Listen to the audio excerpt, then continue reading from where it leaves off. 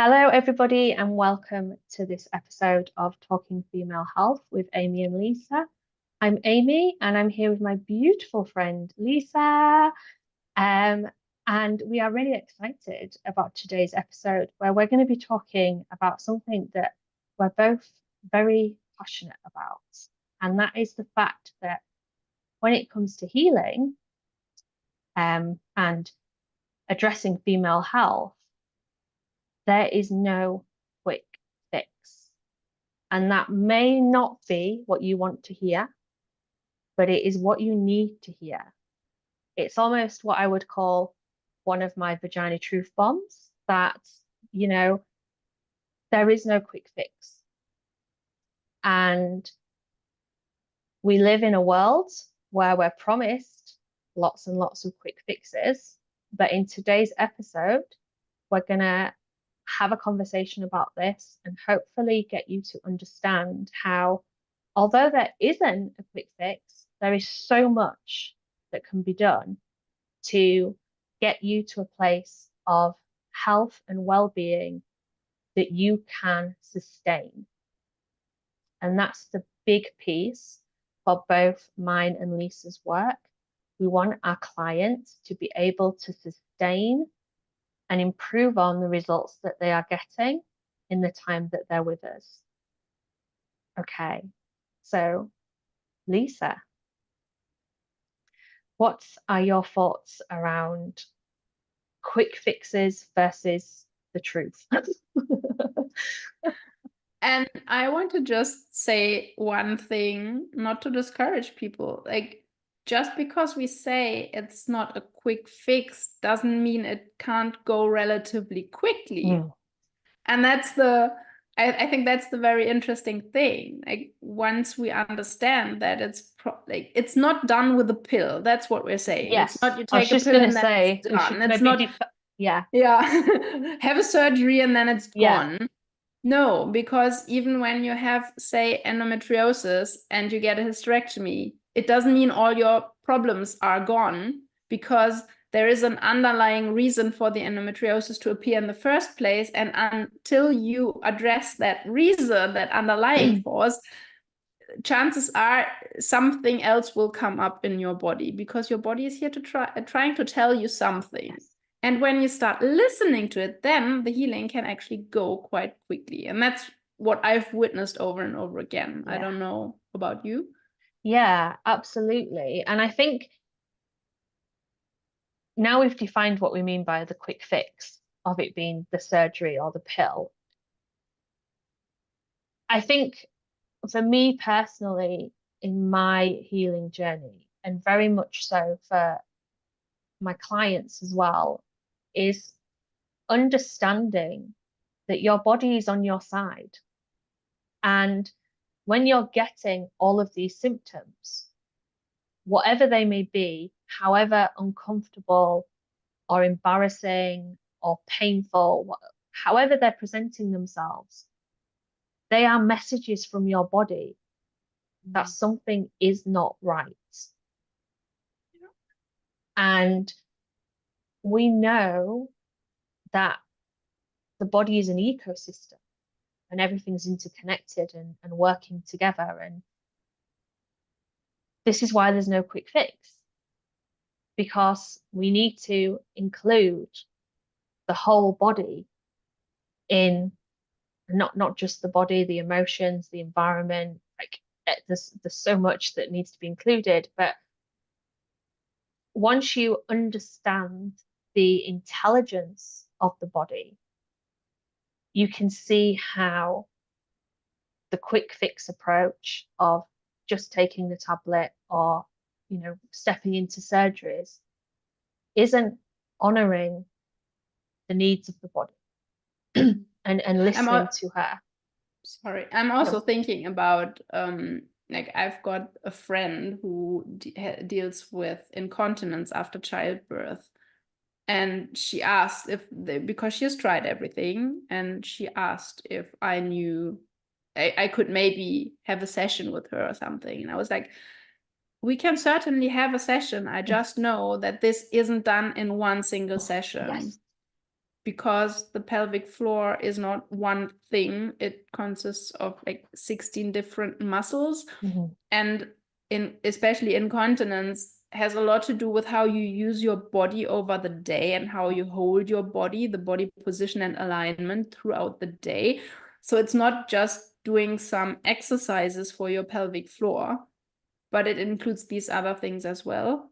And then your posture is usually influenced by the thoughts you're thinking, because they create some emotions. So, and there is this whole cascade of things, and that's why we say this is an ecosystem, and there are different parts that we need to address. In order for you to get the healing that you wish for. And also, healing to me is a cyclical process, and it's not like a one and done thing. There may be different layers, similar to grief when you've lost a loved one, a pet or a person. Usually, it lasts a while, and it's cyclical. There are phases where it gets better and easier, and then there are times again where you're reminded of something and the whole grief comes back up again. But I see it more as a spiral. It's not like our brains try to tell us, oh, you're back there now, you haven't made any progress at all, which isn't true, because you may be at a very similar place, but you've got different life experience behind you. You've got a different set of thoughts with you. There is a difference as compared to where you were back then. It's like a spiral to me. We always come back around, but we're always spiraling a level deeper. And so that is very, I think, important to point out that it's okay that things take time. And it's okay that after a period where everything felt nice and comfy again, there can be another layer that needs to be uncovered. And we're not all healthy all of the time, and we are not always dealt situations in our lives that are needing the same response. Like you've just touched on, you can do all of the work on yourself and get yourself to a place where everything is good, and then something tragic can happen, and your body and your mind and your heart and your soul will respond to that. And that could look like you stepping backwards and becoming, regressing in some way, when, as you've just really beautifully explained, that's not the case. You're meeting life, because life is a flow, it has its ups and its downs and its twists and its turns.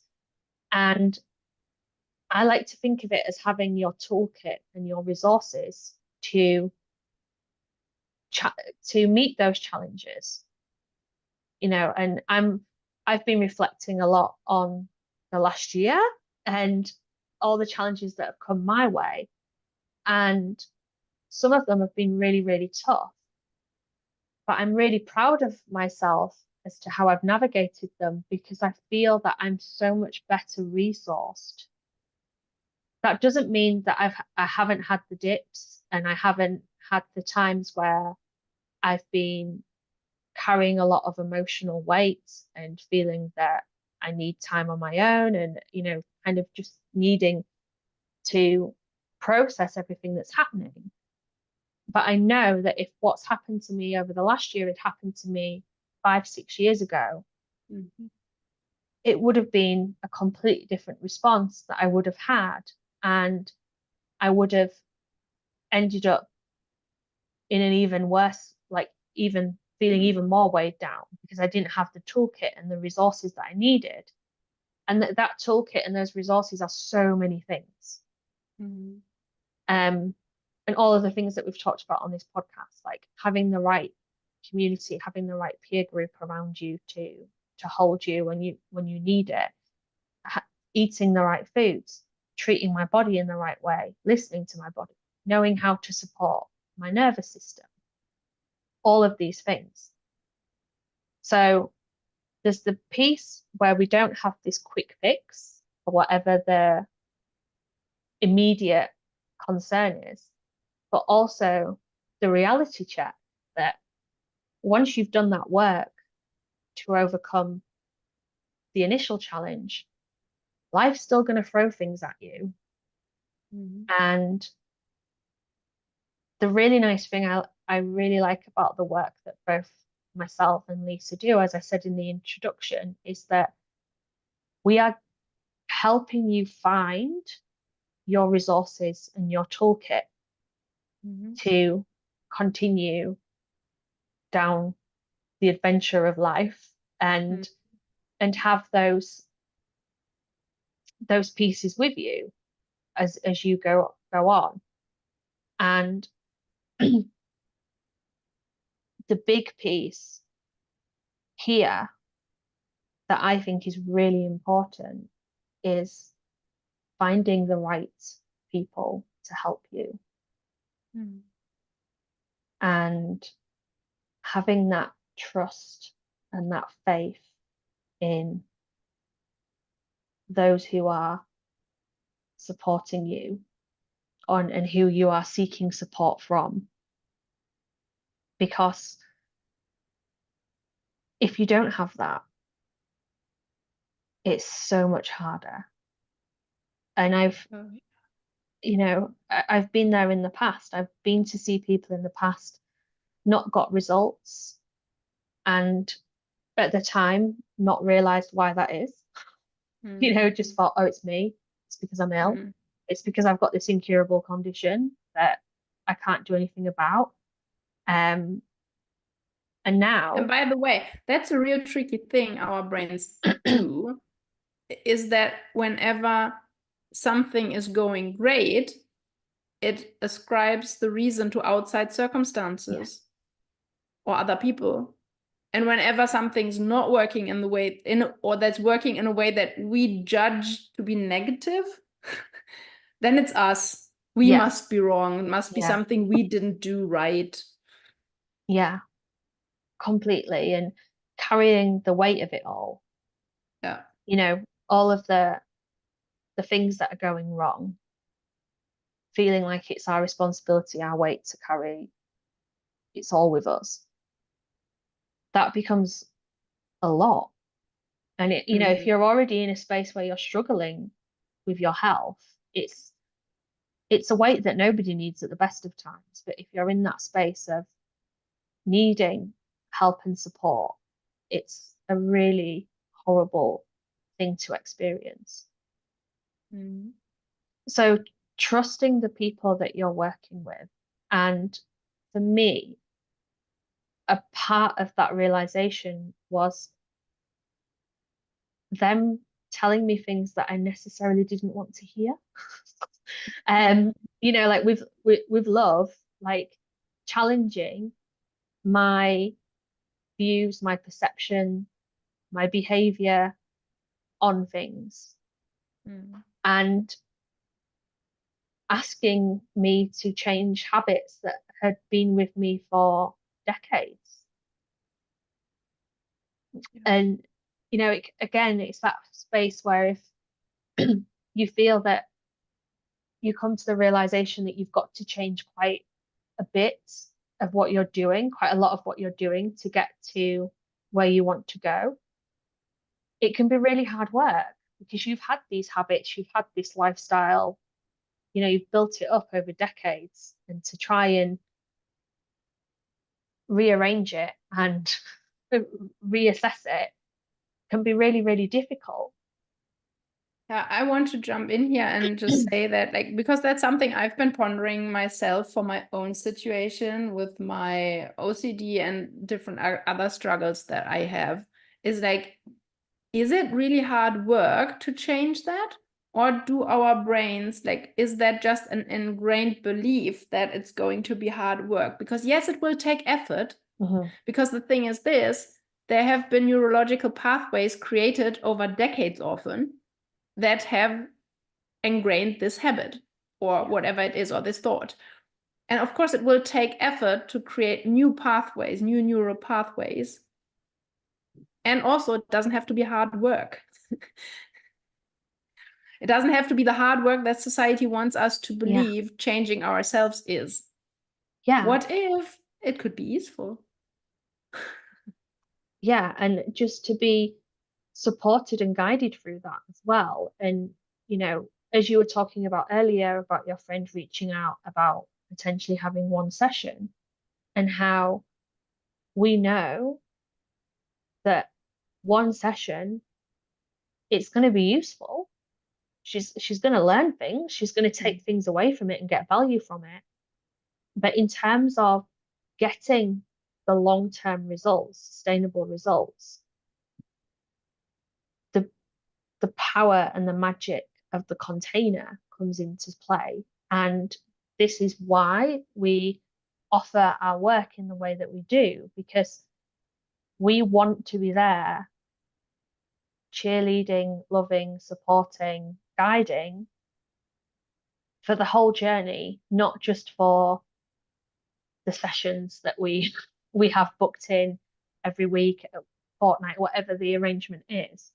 Because we know that when we're looking at changing habits and creating new realities for ourselves, you need that help.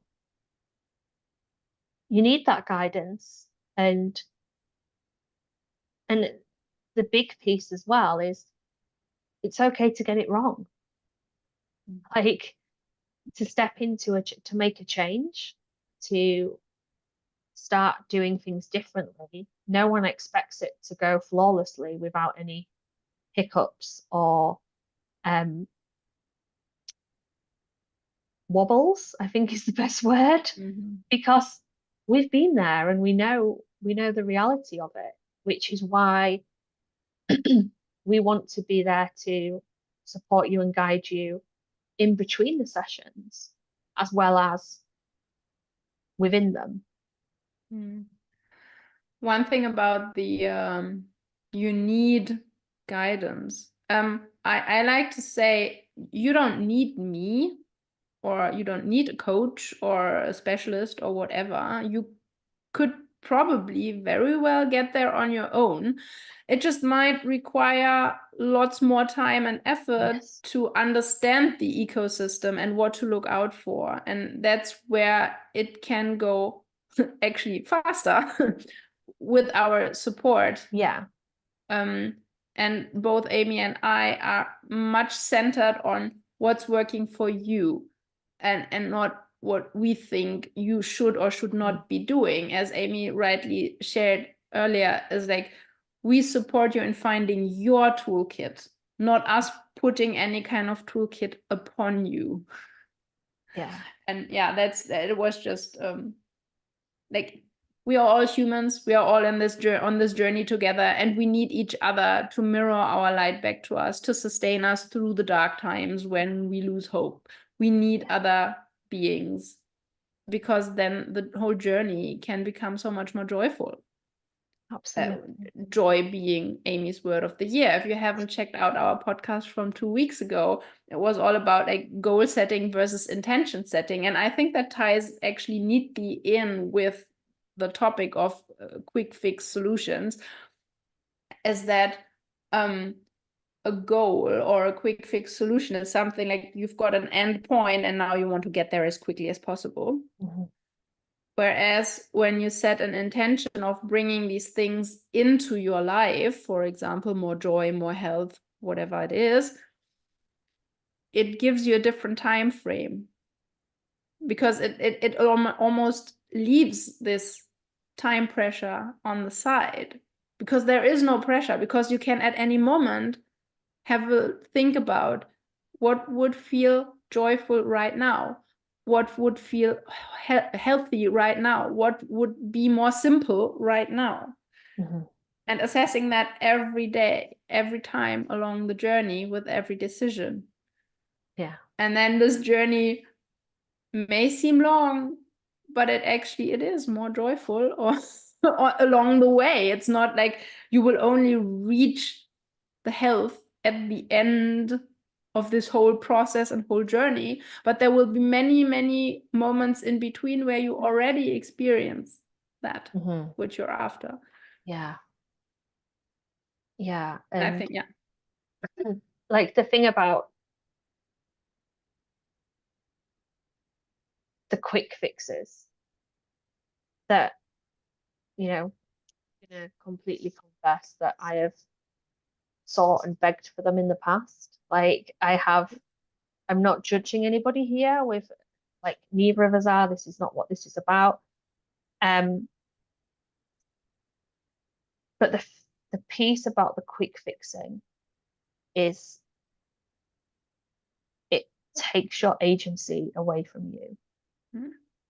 And the joy of that word again, stepping into the commitment to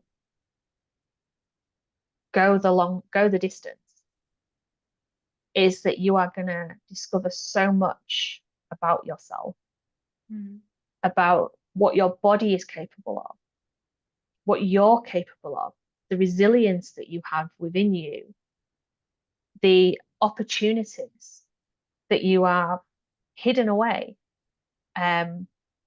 Because this whole narrative of the quick fix culture is taking our agency away, taking our power away from us. And especially as women, this is like a really key thing in women's health, that our bodies are so misunderstood. Our needs are so misunderstood that, you know, women are getting prescribed the same medication for different ailments because they've got nothing else to give. They've got no other resource available to them. So we are trapped into these quick fixes that aren't fixing anything. And yeah, or they get the same dosage or medication that a man body, like a testosterone based body, would get. Yeah. But it's not working for an estrogen dominant body. Absolutely. Yeah. And just I think the piece that I need to bring forward here is about listening to your intuition, because these quick fixes have a tendency to numb it and keep it quiet, because society tells us that we have to keep going. We have to get better quickly because we need to get back to work. We need to be productive. We need to function. Yes, we need to be like serving everybody. We need to be, you know, we can't, like we talked before, all those like ebbs and flows and twists and turns of life. We get ill, we get tired, we get lack of resources. But we live in a society where that's not fully acknowledged, and we have this message that we need to keep going all the time. So we go for the quick fix because it helps us keep going. And this was definitely me, like when I was in employment and I was, you know, I had a really demanding job and I didn't want to be ill. Like I didn't want to be in pain or off work because it would just create more work for me. And so I would think, oh, I'll just keep taking the painkiller. I'll just keep going. I'll just keep going. I'll just keep numbing it, keep numbing it, keep numbing it, and keep going. And that just got me to complete burnout. So it also quieted down, like numbed my intuition, because I felt like every time I was going for that quick fix solution, I was like pushing the intuitive voice further and further away into a little corner inside me. And it wasn't until I started, like, well, she started screaming. So I had to listen to her, that there was this realization that I am capable of this. You know, I had endometriosis. That was one of my diagnoses. And everybody was telling me I was incurable. Mm-hmm. Everybody. It was a life sentence. Oh, no, yeah, you can't. It doesn't matter what you eat. It doesn't matter what you drink. It doesn't matter how much you exercise or don't exercise because it's just an incurable disease. We don't really know what Mm-hmm. causes it. And just take these tablets and we'll put you on the wait list for this surgery. And that's what's going to happen. And that took so much away from me. Mm-hmm. And at the time, I was so ill, I didn't have my resources, I didn't have my toolkit that I talked about before. So I let it go because it was so hard to think bigger than that. And then it wasn't until I started to listen to other people who had, you know, supported themselves, supported others with the Mm-hmm. condition or similar things that had happened. And I started to open up to the possibility that there is a quality of life out there for me. Mm-hmm.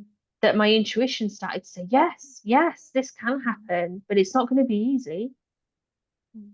You know, it's not going to be, we're still going to have to go through all of this hot flush mess, whatever it was that was going on at the time. We're still going to have to experience all of these things until we know what works for us, Mm-hmm. for this body and this existence. But having that trust in the people around you was such a big piece for me. Yeah. And trusting yourself as well, like trusting myself through listening Mm-hmm. to my intuition was a game changer. Maybe we should link the episode where you came on my personal podcast and talked about a fireside chat about endometriosis. If you're Yeah. interested in Amy's story with her endometriosis, um, we should definitely link. And also, I would like to give a little self-advertisement for a free mini course I have available on my course platform, which is called Unlock the Power of Your Cycle. Mhm. And a cycle, that means whether it's a menstrual cycle or whether you go according to the moon or whether you want to chart on a daily basis. You don't have to have a menstrual cycle. You don't have to have your organs, reproductive organs present. You can be a cis woman, a trans woman, a non-binary menstruator. It's about learning the language of your body on the cyclical rhythm so that, as Amy shares, you can start thinking about, okay, these are the phases where I have more energy. This is what my body is like when I'm in that phase. And what can I do now? What would support me now? And that's how you start, one step after another, tiny step after tiny step. Listen to your body, understand what your body is trying to tell you, so that in the end, it doesn't have to get as far as you having to have a hysterectomy or other surgery or taking hormone replacement. Yeah. Because this is about this unique relationship. And that again ties into why it's not a quick fix. A relationship, if you are in a long-term committed relationship, for example, you will know that it takes effort. Mm-hmm. It's not just a breeze, and you have to keep on working at it. Yeah. But it's worth it. Yeah. Similar to your Absolutely. body. Yeah. And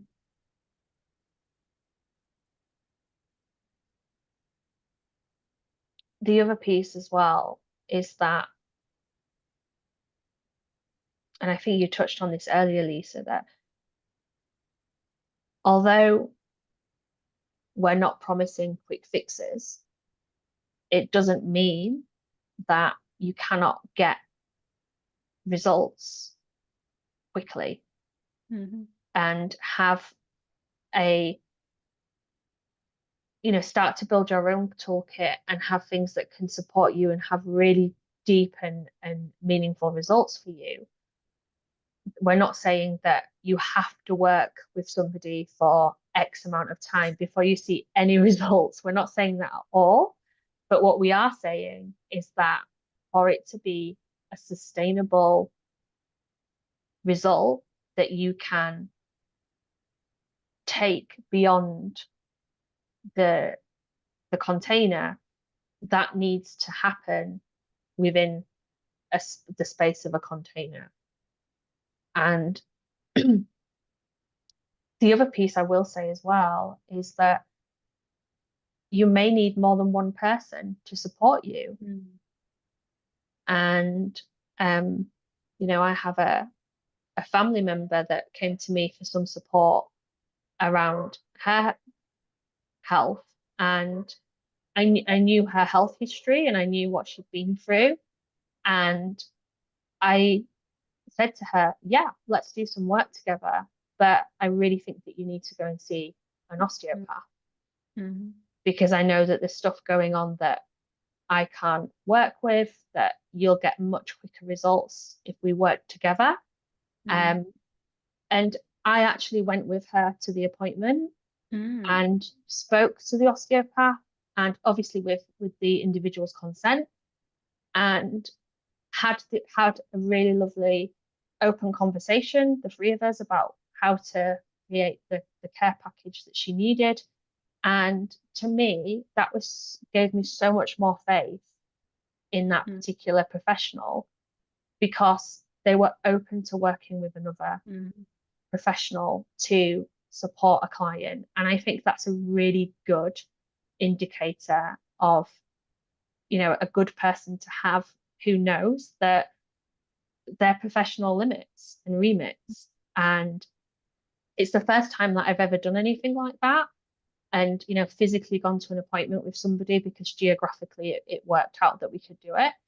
But it just made me really happy to know that this kind of relationship could work really well for certain clients. So I think that's an important piece as well, that find the right person for you, and make sure that the person that you're working with is making you feel heard, valued, seen, all of the things that you deserve to be feeling, because having the right person in your corner supporting you is really important. It doesn't mean just because you find somebody that you're stuck with them, because you can outgrow each other, and you can just not be the right fit for each other, and that's fine. It's absolutely fine, because there's so many people out there that can help, that I would definitely recommend that you have that conversation with yourself. Is the person that I'm working with wanting me? Because I'm just thinking in particular about this individual that I'm helping. She's been seeing somebody for a long time, and she's not getting any sustainable results. And I had to have a little bit of a vagina truth bomb conversation with her of, so when are you actually going to do it on your own? Yeah. Like, when's the responsibility going to be on you? That's the thing. Find someone who makes you feel like the powerful being that Yeah. you actually are, and who believes in you so much, in your power, that they think you can make it without them. Because like the best testimonial I ever received was like, Lisa, I don't think I need you anymore. And well, yeah, that can sound a little disheartening, but that's not to say that there will not be another time in that client's life where she might need another month of support or something. Yeah. But that's where I want people to be. Yeah, absolutely. Like, feeling satisfied and powerful in themselves. Yeah. Well done you for getting it to that place. Yeah. And that is a relatively quick fix solution. Let's make it a relative. Yeah. Because that is possible.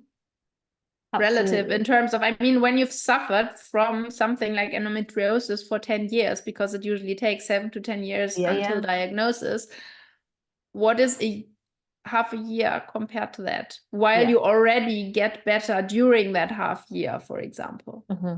Because as you Yeah. say, and that's so important, it's again not this fairy tale lie of at the end my prince will come Yeah. and sweep me up and I will be rescued and happy forever after. But it's all the little steps along the way that make you feel like, oh yeah, oh, things are shifting. Ooh, I feel better. Ooh, I can do something about it. Ooh, when I massage my body like this, then this particular good feeling happens or comfort happens. And that's what we are aiming for. Yeah. And yeah, I think that was quite a long story about why we don't go for quick fix solutions. Yeah. But so Yeah. necessary because, like, as you said and pointed out, it's about the societal issue at large, why we believe that we are we need a quick fix solution. And by the way, I look for that too. Like, even now, even though I know Yeah. how to support my own body, I still often think it lies outside of me, or I want a quick fix. And it's okay. It's not a bad thing per se. It's just needing to catch myself and go like, ooh, wait a moment, personal power, it's here. What Yeah. can I do right now to support myself? Yeah. Okay. So I think we'll land the plane there and just open up an invitation to all of you who are listening or watching or both to let us know what's come up for you during this discussion. What is it that you would like to share with us? Is there something that you've been battling a quick fix for? Because you might be listening to this thinking, but I've got X and I don't think there's a quick fix for that. Ask us the question, like open up conversation with us because that's what we're here for. We're here to help and support you. So if there's anything that's popped up into your head that you're thinking, how would I go about addressing X, Y, or Z? Or if you've got your own personal story that you'd like to share with us about how you've, journeyed through a health and healing issue, we'd love to hear that as well. And yeah, just any questions that you have, anything that's coming up for you, connect with us. You can either drop us a comment below or there's our email addresses as well, because I love receiving, I know you do as well, Lisa, I love receiving an email. Yeah, we'd love to hear from you. So until next time, we're sending you lots of health and happiness and lots of love. Bye. Bye.